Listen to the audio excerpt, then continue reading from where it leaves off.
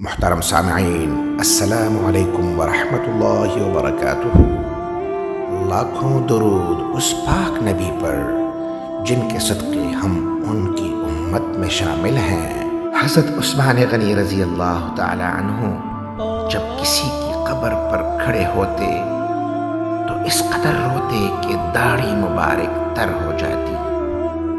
ان سے دریافت کیا کہ آپ جنت و جہنم کے ذکر پر اتنا نہیں روتے جتنا قبر پر روتے ہیں، تو ارشاد فرمایا کہ میں نے رسول اللہ صلی اللہ علیہ وسلم سے سنا ہے کہ بے شک قبر آخرت کی منزلوں میں سے پہلی منزل ہے۔